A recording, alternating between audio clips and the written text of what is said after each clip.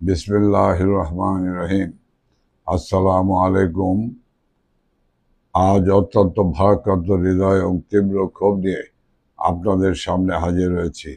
বাংলাদেশ আওয়ামী লীগের অন্যতম জ্যেষ্ঠ নেতা, বাংলাদেশ আওয়ামী লীগের যুগ্ম সাধারণ সম্পাদক, সাবেক সফল পররাষ্ট্রমন্ত্রী ও শিক্ষামন্ত্রী ডাক্তার দেবুমনির জীবনসঙ্গী, বিশিষ্ট সুপ্রিম কোর্টের আইনজীবী ব্যারিস্টার তৌফিক নেওয়াজের মৃত্যুতে আমি গভীর শোক ও দুঃখ প্রকাশ করছি।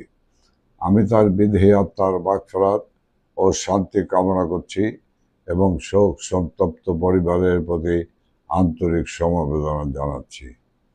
কিন্তু আজ কেবল শোক জানানোর দিন নয়, আজ প্রশ্ন তোলার এবং জবাবদিহিতা চাওয়ার দিন। একজন নাগরিক, একজন সুপ্রিম কোর্টের প্রথিতযশা আইনজীবী এবং একজন সাবেক মন্ত্রীর পরিবার হওয়া সত্ত্বেও ব্যারিস্টার তৌফিক নেওয়াজ যে মানবিক অধিকার ও সুচিকিৎসা পাওয়ার যোগ্য ছিলেন, তা থেকে তাকে চরমভাবে বঞ্চিত করা হয়েছে।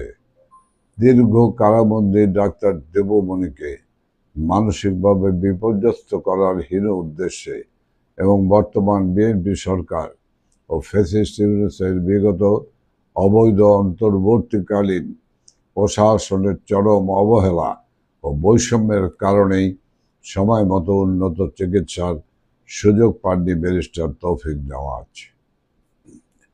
রাজনীতিতে মতাদর্শের ভিন্নতা থাকতে পারে, কিন্তু রাজনৈতিক প্রতিহিংসা যখন একজন মুমূর্ষু মানুষের মৌলিক মানবাধিকার এবং চিকিৎসা পাওয়ার অধিকারকে কেড়ে নেয়, তখন তা রাষ্ট্রযন্ত্রের চরম ব্যর্থতা এবং বর্বরতাকে প্রকাশ করে।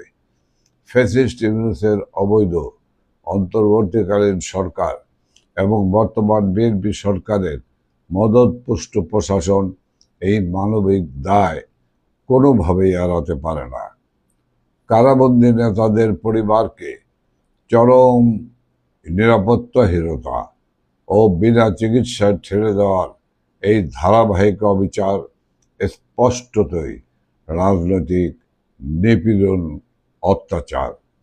আমরা অবিলম্বে সকল রাজনৈতিক বন্দীদের মুক্তি চাই। রাজবন্দীদের উপর চালানো জুলুম নির্যাতন বন্ধের দাবি জানাচ্ছি। একই সাথে রাজনৈতিক প্রতিহিংসা ভুলে প্রতিটি নাগরিকের জীবনের রক্ষা ও মৌলিক অধিকার নিশ্চিত করার জোর দাবি জানাচ্ছি। একজন মানুষের বিনা চিকিৎসায় মৃত্যুর মতো এই অমানবিক ঘটনার তীব্র নিন্দা ও প্রতিবাদ জানাই। সত্য ও ন্যায়ের জয় হোক। ধন্যবাদ সবাইকে। জয় বাংলা, জয় বঙ্গবন্ধু। বাংলাদেশ চিরজীবী হোক।